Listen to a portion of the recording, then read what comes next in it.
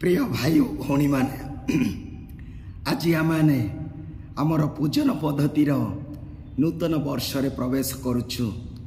Cycle बीर आमे शुणा आगमन कालर प्रथम रविवार समस्त मन रे उत्कंठा एक नूतन सीजन रे आमे प्रवेश करिछु। आमर पूजन पद्धति रे निश्चित भाव आमर अल्टर बा वेदी बा अन्यान्य पोशाक आम देखुछु। जाजक परिधान करुथिया पोशाक बैगणी रंगर वेदी मध्य सजा होईछि। आउ एई सबु आमानक संकेत दिए सूचई दिए जे आमे एक नूतन पर्याय रे बा आमर पूजन पद्धतिर नूतन वर्ष रे प्रवेश करुछु। तेबे निश्चित भावे एई आगमन काल चारोटी सप्ताह तेणु आमे देखिबा आज चारोटी महमबती गोटे रीत बा गोटे माल गोटे गोलाकार तरुण माल मध्य चारोटी महमबती को रखा जाउछि। आउ ए चारोटी रु तीनोटी महमबती पर्पल कलर बैगणी रंगर। तेबे कौन कौन से महमबती सूचाई दिए।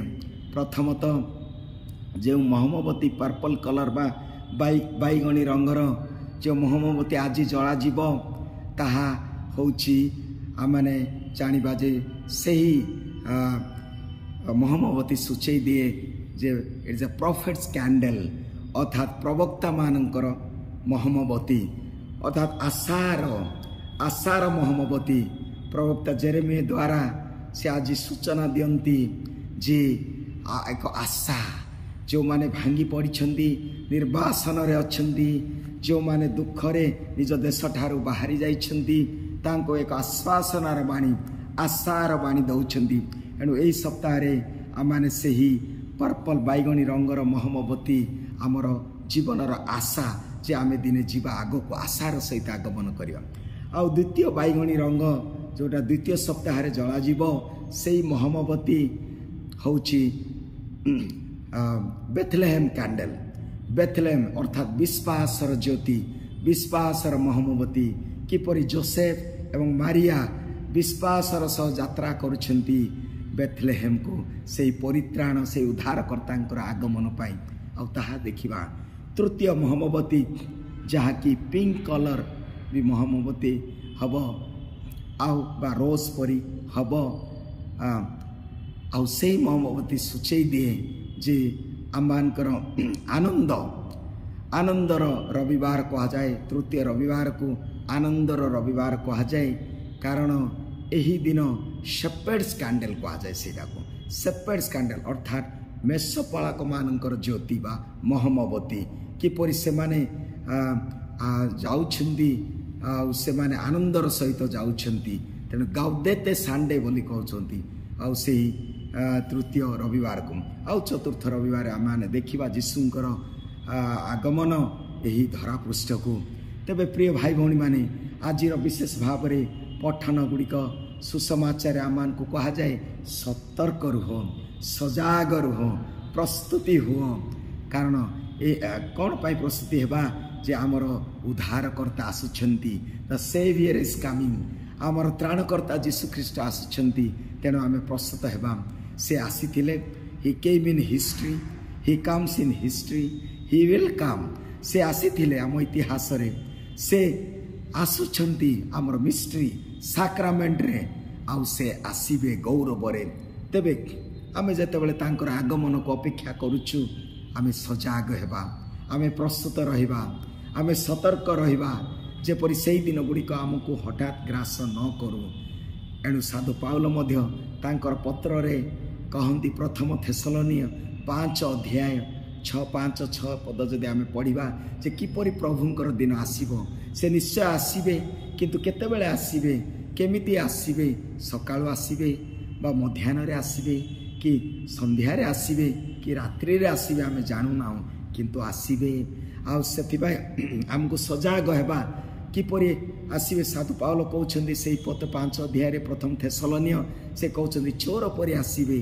चोर केबे सूचना देकी बा इनफॉरमेशन दे से आसी न थाए से हठात आसी थाए। ठीक से परि से मध्य गोटे तुलना करती जड़े गर्भवती स्त्री ଯେତେବେଳେ ଜନ୍ମ କରେ ସେ ଜାଣେ ନାହିଁ କେଉଁ ସମୟରେ କିନ୍ତୁ ସେ ଆସିବେ, ସେ ଜନ୍ମ ଦେବେ। ଆଉ ଠିକ୍ ସେପରି ଅଚାନକ ତାହା ଯେପରି ଆମେ ଗ୍ରାସ ନ କରୁ। ଆମେ ଆଲୋକର ସନ୍ତାନ। ସାଧୁ ପାଉଲ ରୋମିଓ 13 ଅଧ୍ୟାୟରେ 11-12 ପଦ ଯଦି ପଢ଼ିବା ଆମେ ସେଠି ଲେଖା ଅଛି, ତୁମେମାନେ ଆଲୋକର ସନ୍ତାନ, ତୁମେମାନେ ଦିବସର ସନ୍ତାନ। ଅନ୍ଧକାରକୁ ଚାଲି ଯାଇଛି, ରାତ୍ରି ଚାଲି ଯାଇଛି, ତୁମେ ସଜାଗ ରୁହ, ଉଠ, ନିଦ୍ରାଗତ ହୁଅ ନାହିଁ, ଆଉ ଶୋଇ ରହ ନାହିଁ, ଉଠ। ପ୍ରିୟ ଭାଇ ଭଉଣୀମାନେ, ଆମମାନଙ୍କୁ ସତର୍କ କରାଯାଉଛି ସବୁବେଳେ, all the time we have to keep awake, we have to keep vigilant, we have ଆମମାନଙ୍କୁ ସତର୍କ ରହିବା ଦରକାର। ମନେ ପଡ଼େ ରାଜା ସିରାକୁସଙ୍କର ଜୀବନର ଗୋଟିଏ ଘଟଣା, ଆଉ ଅତି ଗୁରୁତ୍ୱପୂର୍ଣ୍ଣ ଘଟଣା। ରାଜା ସିରାକୁସ ଦିନେ ତାହାଙ୍କର ମନ୍ତ୍ରୀ ତାଙ୍କୁ ସନ୍ଧ୍ୟା ସମୟରେ ପ୍ରୀତି ଭୋଜନ ନିମନ୍ତେ ସେ ଆହ୍ୱାନ କଲେ। ଆଉ ରାଜା ସିରାକୁସ ଅତି ମୂଲ୍ୟବାନ ବସ୍ତ୍ର ପରିଧାନ କରି ତାଙ୍କର ରାଜ ମୁକୁଟ ପିନ୍ଧି ଆଉ ସେ ବାହାରିଲେ। ଠିକ୍ ଯେତେବେଳେ ସେ ବାହାରିଛନ୍ତି ରାଜପ୍ରସାଦରୁ, ଜଣେ ସାଧାରଣ ଲୋକ ଦୌଡ଼ି ଆସି ତାଙ୍କ ପାଦ ତଳେ ପଡ଼ି କହିଲେ, ମହାରାଜ, ଏହି ପତ୍ରଟି ଆପଣଙ୍କୁ ଦିଆଯାଇଛି, ଦୟାକରି ପଢ଼ନ୍ତୁ। ଏହି ପତ୍ର ସେ ସେହି ଚିଠିଟା ନିଜ ମୁଣିରେ ରଖିଲେ, କହିଲେ, ଏବେ ସମୟ ନାହିଁ, ଏବେ ସମୟ ନାହିଁ ଚିଠି ପଢ଼ିବା ପାଇଁ, ବର୍ତ୍ତମାନ ଆନନ୍ଦ କରିବାର ସମୟ। ମୁଁ ଯାଉଛି ପ୍ରୀତି ଭୋଜନ କରିବା ପାଇଁ, ବର୍ତ୍ତମାନ ଖୁସି ହେବାର ସମୟ, ଆନନ୍ଦ ହେବାର ସମୟ। ଆଉ ତେଣୁକରି ସେଇ ଚିଠିଟିକୁ ସେ ପକେଟରେ ଭରିଦେଇ ସେ ଗଲେ। ଆଉ ସେଇଠି ତାଙ୍କୁ ଅତି ବହୁତ ବିଭିନ୍ନ ପ୍ରକାର ଖାଦ୍ୟ ତାଙ୍କୁ ପରିବେଷଣ କରାଗଲା, ମାଦକ ଦ୍ରବ୍ୟ ଦିଆଗଲା, ନୃତ୍ୟ କରାଗଲା, ଆଉ ସେ ମଧ୍ୟ ନାଚିଲେ, ମାତାଲ ହେଲେ, ପିଇଲେ। ଆଉ କ'ଣ ହେଇଛି, ସେ ଯେତେବେଳେ ଆନନ୍ଦ ଭାବରେ ଥିଲେ ସେହି ସମୟରେ ତାଙ୍କୁ ହତ୍ୟା କରାଗଲା। ଆଉ ଯେତେବେଳେ ତାଙ୍କର ମୃତ୍ୟୁ ପରେ ତାଙ୍କର ପୋଷାକଟି ଯେତେବେଳେ ଖୋଲି ଦିଆଗଲା, ଦେଖିଲେ ସେହି ଚିଠିଟି। ସେଇଠି ଏକ ସତର୍କ ବାଣୀ ଦିଆଯାଇଥିଲା ସେହି ଭୋଜିକୁ ନ ଯିବା ପାଇଁ, କିନ୍ତୁ ରାଜାଙ୍କର ସମୟ ନଥିଲା ସେହି ଚିଠି ପଢ଼ିବା ପାଇଁ, ରାଜାଙ୍କର ସମୟ ନଥିଲା ସେହି ସାଧାରଣ ଲୋକଙ୍କର ସ୍ୱର ଶୁଣିବା ପାଇଁ, ରାଜାଙ୍କର କର୍ଣ୍ଣ ନଥିଲା ତାଙ୍କୁ ଟିକେ ଦୃଷ୍ଟି ଦେବା ପାଇଁ। ତାଙ୍କର ଦୃଷ୍ଟି ଥିଲା ସେହି ପ୍ରୀତି ଭୋଜରେ, ତାଙ୍କର ଦୃଷ୍ଟି ଥିଲା ସେହି ଆନନ୍ଦ ଉପଭୋଗ କରିବା ପାଇଁ ତାଙ୍କର ମନ୍ତ୍ରୀମାନଙ୍କ ସହିତ। କିନ୍ତୁ ତାଙ୍କର ଶେଷ ଦଶା କ'ଣ ହେଲା ପ୍ରିୟ ଭାଇ ଭଉଣୀମାନେ? ତେଣୁ ଆଜି ଆମମାନଙ୍କୁ ପ୍ରବକ୍ତା ଜେରେମିୟ ମଧ୍ୟ ସୂଚନା ଦିଅନ୍ତି ଯେ ଆମର ରାଜା ଆସୁଛନ୍ତି, ସେ ଆସିବେ, ସେ ପରିତ୍ରାଣ ଦାତା ଆଶାର ସନ୍ଦେଶ ଦେଉଛନ୍ତି। ଆମେ ପ୍ରସ୍ତୁତ ହେବା, ଆମେ ସଜାଗ ହେବା, ଆମେ ଭାଙ୍ଗି ପଡ଼ିବା ନାହିଁ। ପ୍ରଭୁ ଆସିବେ ମହାଗୌରବରେ, ସେ ଆସିବେ ଦୂତମାନଙ୍କ ସଙ୍ଗରେ, ସେ ଆସିବେ ମେଘମାଳାରେ। ଅତଏବ ଆମେ ଆନନ୍ଦର ସହିତ ବିଚଳିତ ହେବା ନାହିଁ, ବ୍ୟସ୍ତ ହେବା ନାହିଁ, ପାପରୁ ଦୂର ରହିବା, ଅନ୍ଧକାରରୁ ଦୂର ରହିବା ଏବଂ ଯାହା କିଛି ଅଛି ଆତ୍ମାକୁ ପ୍ରସ୍ତୁତ କରିବା। ସେହି ପ୍ରଭୁ ଆସିବେ ଆମର ହୃଦୟରେ, ସେହି ପ୍ରଭୁ ଆସିବେ ଆମ ଜୀବନରେ। ଆଉ କିପରି ଭାବେ ଆସିବେ ଆମେ ଜାଣିବା ନାହିଁ, କିନ୍ତୁ ସେ ଆସିବେ। ସେ ଯେତେବେଳେ ଆସିବେ, ମୁଁ କ'ଣ ମସ୍ତକ ଉତ୍ତୋଳନ କରି ମୋର ଦୃଷ୍ଟିକୁ ଉତ୍ତୋଳନ କରିପାରିବି?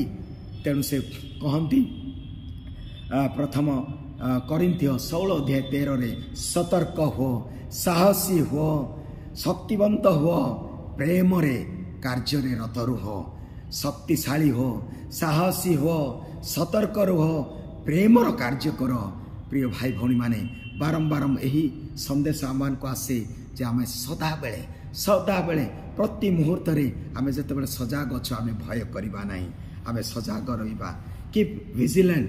ପ୍ରତି ମୁହୂର୍ତ୍ତ, ପ୍ରତି ଘଟଣା ଯାହା ବି ଆମ ଜୀବନରେ ଘଟି ଯାଉଛି, ହେଇପାରେ ଦୁର୍ଭିକ୍ଷ, ହେଇପାରେ ଯୁଦ୍ଧ, ହେଇପାରେ ଅସୁସ୍ଥତା, ହେଇପାରେ ସମସ୍ୟା ପରିବାରରେ, ହେଇପାରେ ପୁଅ ଝିଅମାନଙ୍କର ଦୁଃଖ କଥା, ହେଇପାରେ ଆମର ଭବିଷ୍ୟତ କଥା, ଆମେ ବିଚଳିତ ହେବା ନାହିଁ। ପ୍ରଭୁ ଆସୁଛନ୍ତି କ'ଣ ପାଇଁ? ଏହିସବୁ ବିପଦରୁ, ଏହିସବୁ ଦୁଃଖରୁ, ଏହିସବୁ ଭୟରୁ ଉଦ୍ଧାର କରିବା ପାଇଁ। ଏଣୁ ମସ୍ତକ ଉତ୍ତୋଳନ କରିବା, ଉର୍ଦ୍ଧ୍ୱକୁ ଦୃଷ୍ଟିପାତ କରିବା ଏବଂ ପ୍ରଭୁ ଯେତେବେଳେ ଆସିବେ ଆମେ ତାଙ୍କୁ ଆନନ୍ଦର ସହିତ ଆମେ ସ୍ୱାଗତ କରିବା। ତେବେ ଆସନ୍ତୁ, ପ୍ରଭୁ ଆମ ସମସ୍ତଙ୍କୁ ଏହି ବାକ୍ୟ ଦ୍ୱାରା ସଜାଗ ହୋଇ ରହିବା ପାଇଁ ଆମମାନଙ୍କୁ ପ୍ରେରଣା ଦିଅନ୍ତୁ। ଆମେନ୍।